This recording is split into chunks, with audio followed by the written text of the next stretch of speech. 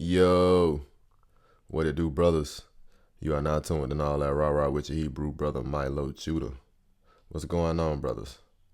So, brothers, have you noticed that when a so-called black boy is in his adolescence and is a toddler, maybe until about third or fourth grade, they have a knack for learning and they are very interested in learning.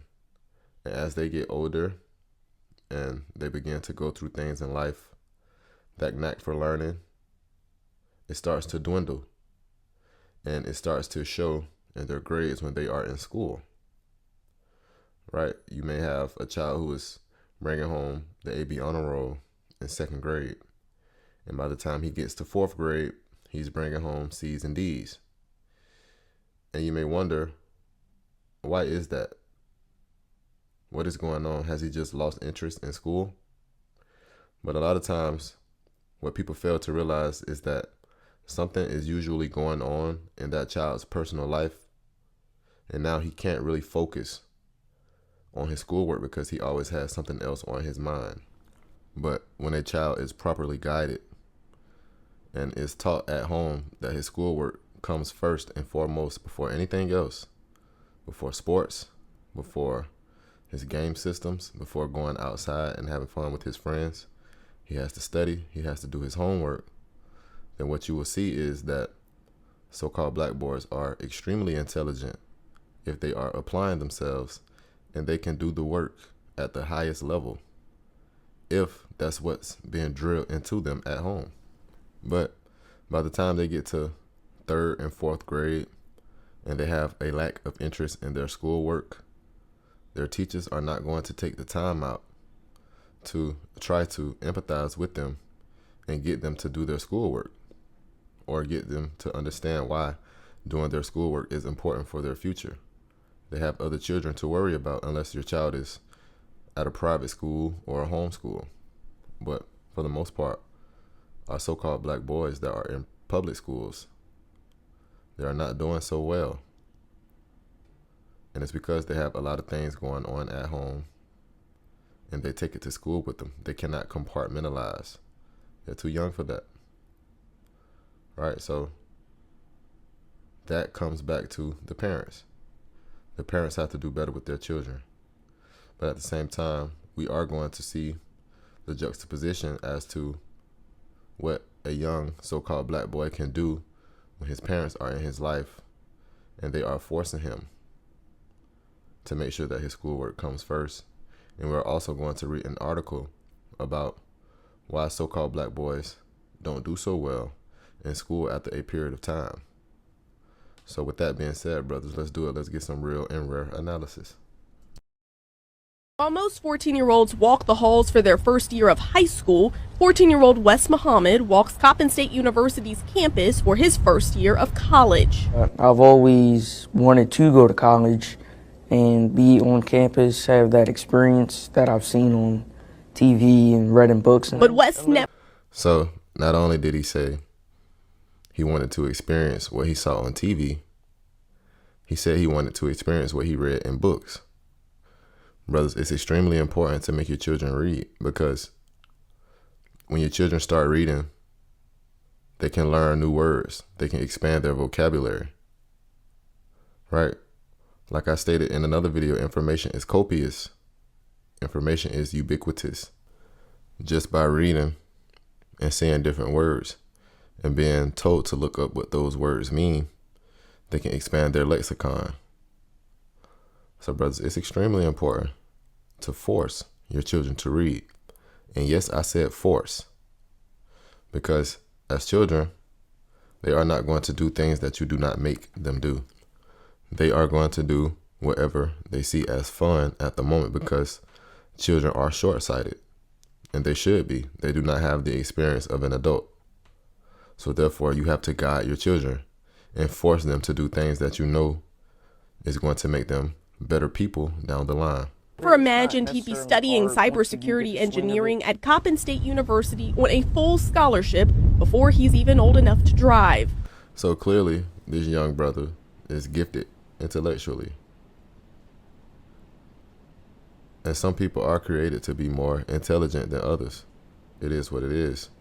But at the same time, once you identify that your child is intellectually gifted like that, then you have to focus in on that, and you have to force them to hone in on that, because as the cliche goes, the mind is a terrible thing to waste. And you don't want to have a child use their gifted intellect for evil. You want them to use it for good. You want them to use it to be productive. Right? So, all praises to the Most High for this young man and that he's able to attend college at an early age. But brothers, a lot of times your children has the ability to do so as well. And not necessarily at 14 years old, but around 16, 17 years old, if that's what you want for them.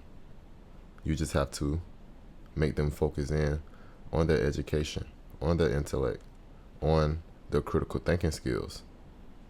Because once they are able to do that, and they are able to place their logic before their emotion, and they are able to think things through, then the sky is the limit for the so-called black boy, because he is the direct descendant of the people of the book. And those people were very intelligent, right? Very craftful, very skilled. You understand that, brothers? So therefore, we have to be in our children's lives. We have to teach our boys and keep them interested in learning and make it fun for them. Yes, we have to do that.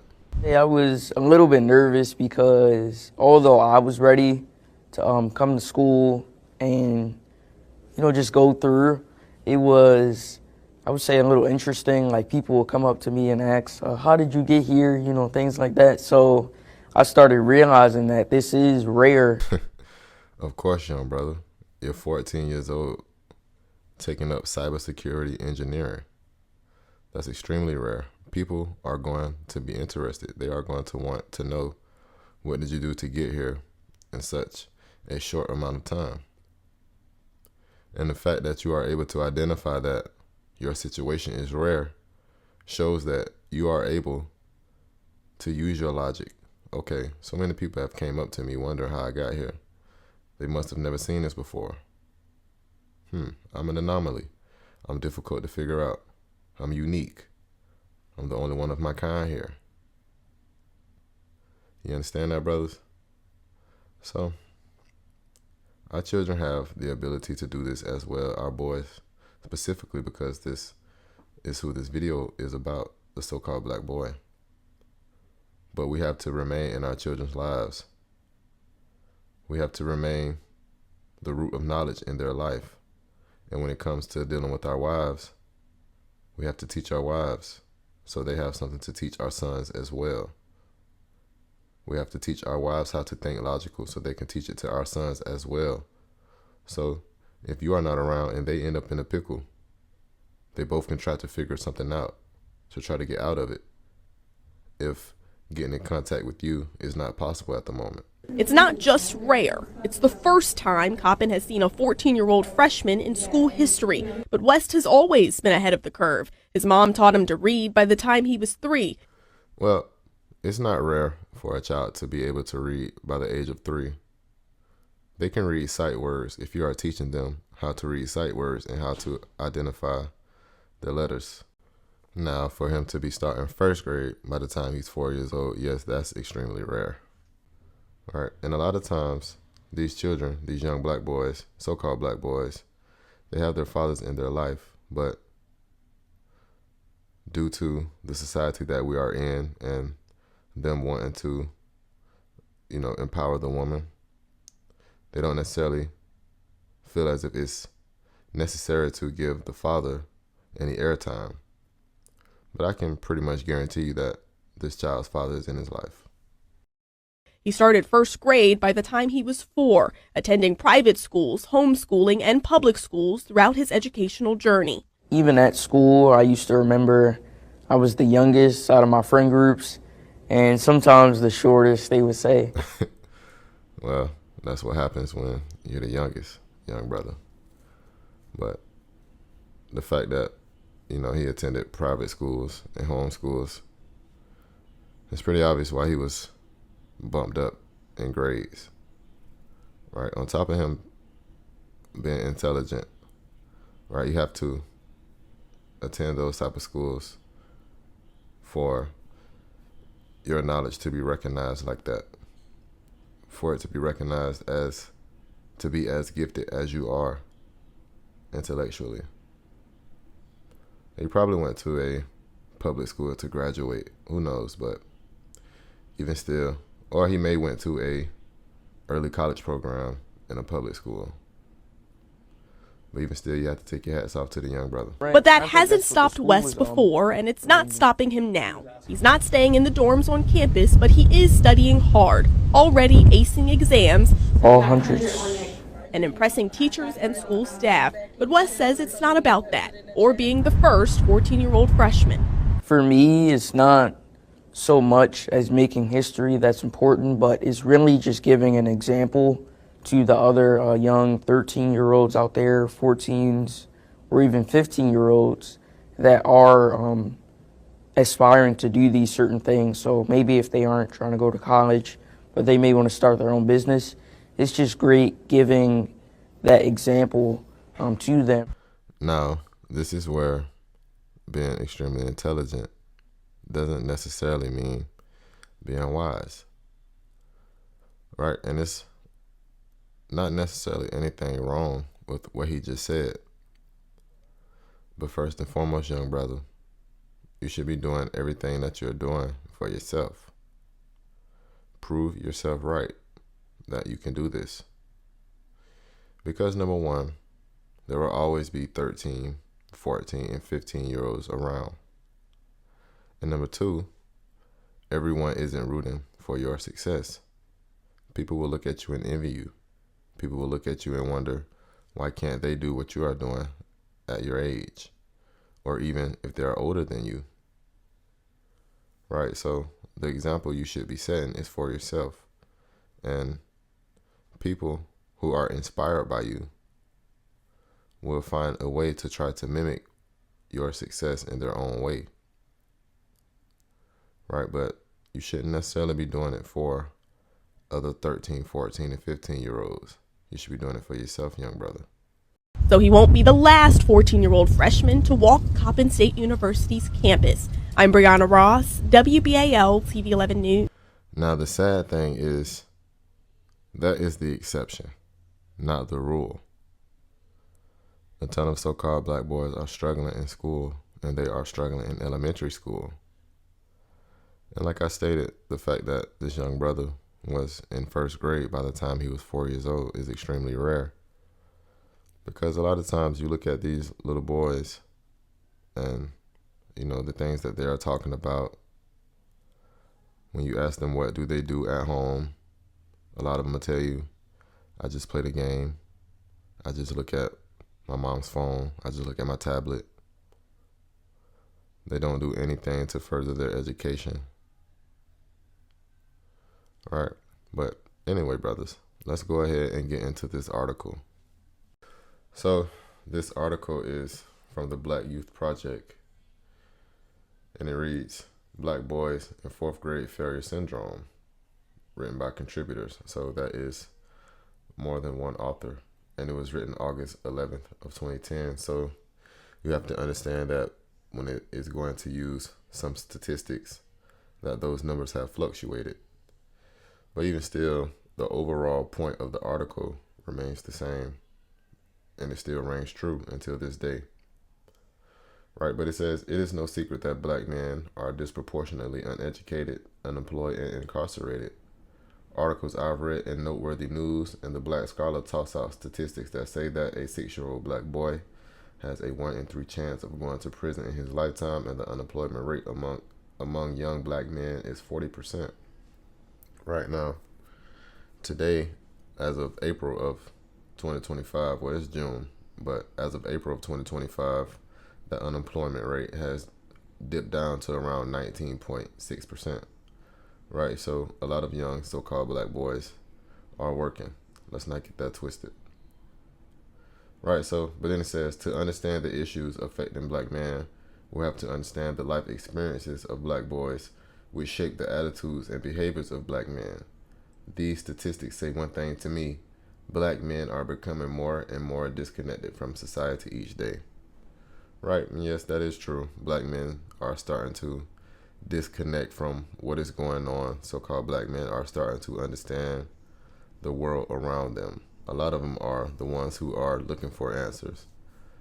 They are starting to receive answers, and when they do, they start to fall back. But as far as the so-called black boy, he is supposed to be engaged in what's going on around him, and especially in his schoolwork. So it says, where does this start? How can we prevent this? Is it a preventable phenomenon? Well, of course it is a preventable phenomenon.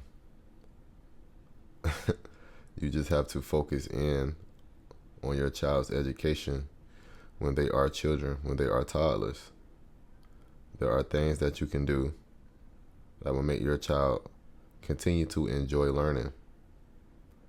And it says, where does this start? Well, it starts when they are toddlers, when they are babies. You have to converse with your children. You have to talk to them as if they are 5 and 6 years old already, instead of continuing to talk to them like babies with the babble talk. No, you have to actually have conversations with them, even if they cannot respond yet. Talk to them, right? It'll teach them how to talk. It'll help them form a vocabulary. It'll help them form a lexicon, like I've already stated, when it comes to helping them or forcing them to read. But even when it just comes to talking to your child, man, the human mind is a crazy thing. So it says the author of Countering the Conspiracy to Destroy Black Boys, an old book, but one that I recommend nonetheless, tried to explain this phenomenon by performing a longitudinal study of test scores, general attitude towards school, and self-image in a group of 80 boys, all in the same school and all in the same class. What he found was alarming. Through first grade, the black boys in his study expressed positive feelings about themselves and school. These feelings make a shift for the worse in second grade, and by fifth grade, the boys are outright cynical about the schooling process, and their sense of self has degraded correspondingly. This shift in attitude correlates with a shift in performance. Well, obviously. Because, like I stated, when a child grades just drop like that from first grade to fourth or fifth, it's clearly something else going on in their life. And what a lot of times people don't understand is when these boys don't have their fathers in their life, and their mothers are taking them to school every morning, or if their father is in their life but isn't in the home, they have a custody arrangement, and the father may get the child on the weekends, and the child may go back to the mom during the week for the school week or something like that.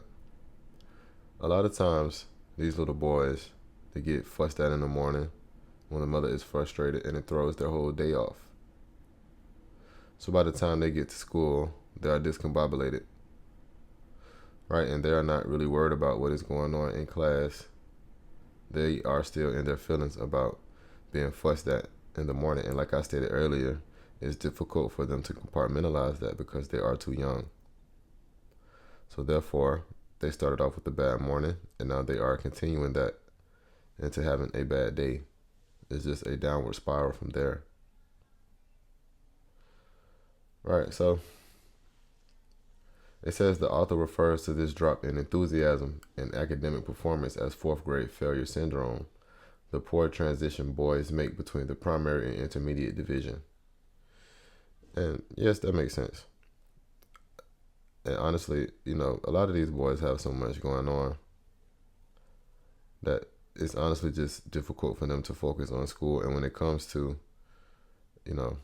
them feeling a way about themselves and not being the most confident in themselves, a lot of times it's the way they get talked to at home.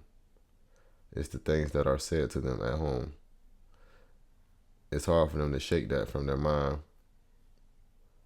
So once they come to school, that's who they think they are because that's who they are told they are at home. My brothers, you should compliment your child. You should tell your child that he is handsome, that he is intelligent, that he's the smartest child that you know, right? Make him feel confident in himself. What you will see is a lot of times on the internet, a lot of these so-called black women state that they have to humble their son. But why are you trying to humble your son? You shouldn't humble your son or your daughter, not in that manner. You should want them to be the best that they can be. Now, there are times when your child is going to be feeling himself, smelling himself, and you are going to have to put them in their place. But it's still a way that you do it. You do not have to talk to them any kind of way and make them feel like they're a dog when they're in your, when they're in your presence, and they just have to bow down. No, they have to do what you say. In the same way that your wife has to do what you say, they have to submit to you. You are their father. But at the same time, you have to understand who your children are and allow them to blossom, because you should want your child to be better than you. Right, so it says the causes can be identified as teachers not understanding the quote-unquote black male culture, which leads to boys feeling as if they are marginalized in class, that they exist outside of the culture of the classroom. And I mean, that could be an element of it, but that's an excuse that I'm not necessarily willing to buy. It's more so what happens at home, right? And a lot of times, the so-called black boy comes into school with the attitude of, I don't really want to be here. I would rather be outside. I would rather be with my friends. I would rather be at home watching TV or something like that. Now, when they are in public schools, a lot of times the teachers do not have the time to stop and make things personal and sit with them on a one-on-one level. And on top of that, a lot of times these mothers, they are so busy with work and trying to live their life at the same time that they don't do the necessary things that it takes for their child to elevate academically. They don't necessarily get them tutors, or if they do get them a tutor, they'll take them out, right? Because they would rather spend their money elsewhere. So it's a lot of things that goes on with the so-called black boy that isn't necessarily talked about in the mainstream media, and he doesn't have a voice just yet because he is so young. And also, there's a lot of things that he doesn't understand that's going on in his life. All he knows is that his mother tells him that she loves him, and that's what he believes. That's what he knows. And I'm not saying that their mother don't love them, but even still, the way that they talk to them, the way that they treat them, a lot of these boys are not necessarily being raised. They are being maintained. It's difficult for them to do well in school because their environment at home doesn't necessarily breed that. Right. So it says the teachers in the study became less encouraging academically and more inclined to pushing black boys disproportionately toward athletics. This is reinforced by the media and the fact that black boys have limited access to positive images of black men. Well, what I would say is a lot of times that starts in the home as well.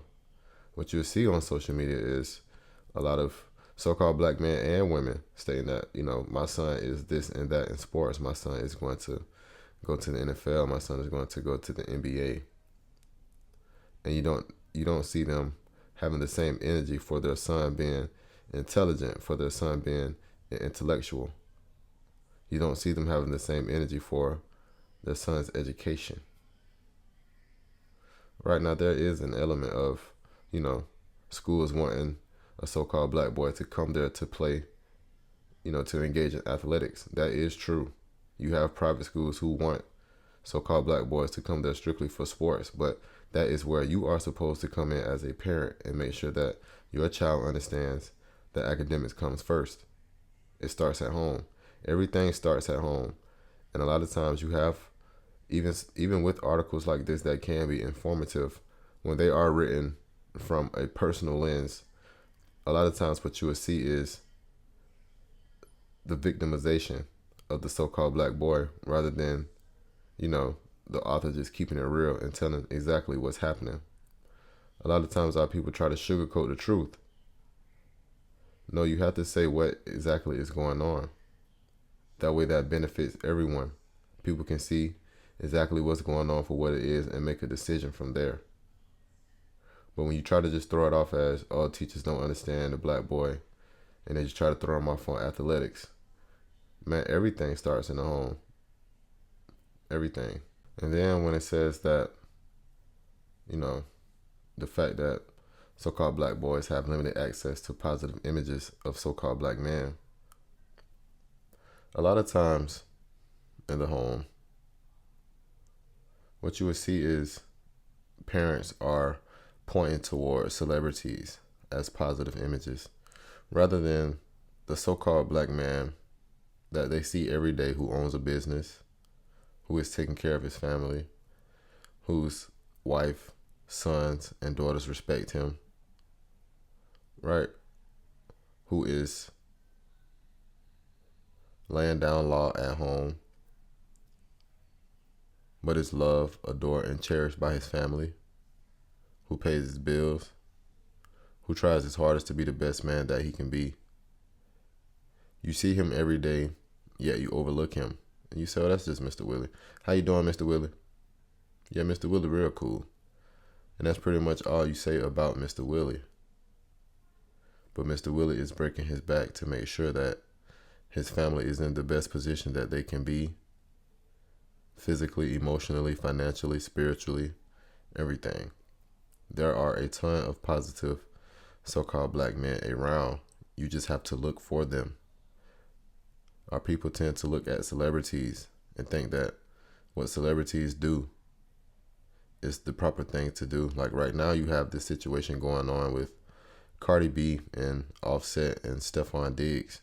I mean, it's just complete degeneracy. But a lot of so-called black women are engaged in their situation right now. And they think that, what Cardi B is doing is justified because Offset is a quote-unquote cheater. But at the same time, they don't realize that their sons and their daughters see what they believe in and will think that it's okay for a woman to act the way that Cardi B is acting because she is doing it out of spite and out of hurt. And, like I stated in the wife versus a concubine video, a wife would just leave you.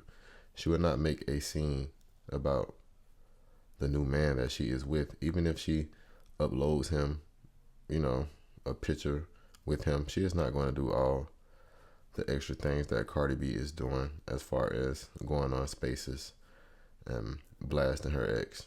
But I digress. Even still, the point is, the culture at home for a lot of these boys is toxic. And a lot of times, our people try to just throw it off on the mainstream media. But it's the stimuli that they receive at home that's toxic.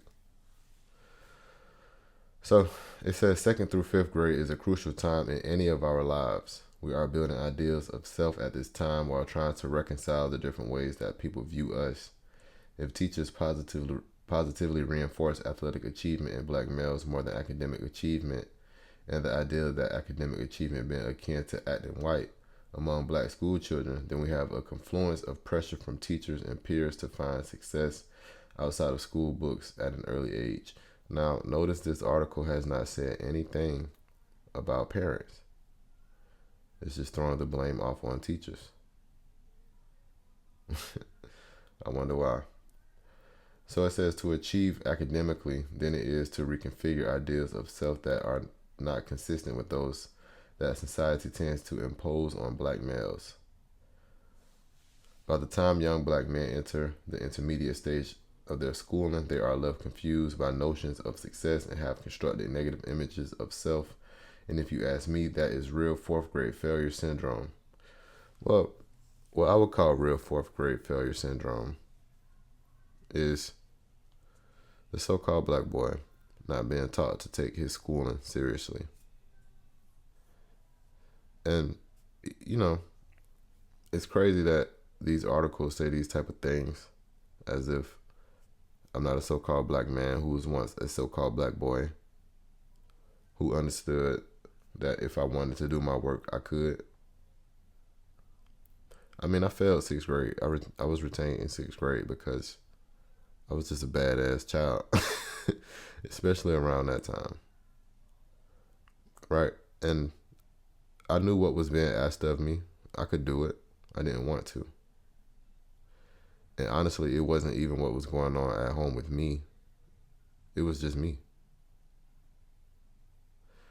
So I say that to say, a lot of times these articles and these people, so-called black people, try to make so many excuses for our people. But you have the element of the so-called black boy just being disinterested because he just doesn't want to be there, period. And I mean, at that time, school was so easy for me that I just was not interested. Right? So therefore, I will say there are times where, my parents didn't necessarily keep me interested. Right? But they always talked to me about school and how I should take it seriously. It's just at one point, I touched the stove and saw how hot it was. But even still, man, the fact that this article is trying to throw everything off on, teachers not positively reinforcing academics, but they are positively reinforcing athletics. That is your parents' job. That is your parents' job. And if you are a parent, that is your job. Period. So it says the fact that black boys enter the school system on par with their peers shows that there are no at-risk kids, just at-risk situations. I agree with that. Now, of course, there are children who are born with deformities. That is all throughout history. But children who have the ability to learn, when you see them as toddlers and when they are actually being taught by their parents, the so-called black boy is extremely intelligent. He can talk. He can think things through. He can articulate himself. Even if his grammar is not proper because he is a toddler or a little boy, you would still see that he's very intelligent. Right? It's not until things start to go array in the home that they start to fail in school. So it finishes out by saying, if we can remedy the situations, then perhaps we can take a step toward improving the current condition of black males. Well, like I stated, everything starts in the home with the so-called black boy. Everything. Once the situation at home turns for the so-called black boy, then his schooling will become better. Once the so-called black boy is taught to focus on school first and everything else will come after, then his schooling will be better while he's in elementary school at that. So it's a lot of things that, these type of articles do not like to truly speak about when it comes to the so-called black boy, because they want to make excuses for what's truly going on at home with him. But you always have to be honest, right? The so-called black boy is very intelligent when he is being pushed to be so. And we saw that with the first video, right? With the so-called black boy that was 14 years old, a freshman in college, right? Most so-called black boys have the ability to do that, to be in college as a teenager, as long as they are taught to make sure that the schooling comes first, period. But with that being said, brothers, that is all that real and rare analysis. Yo.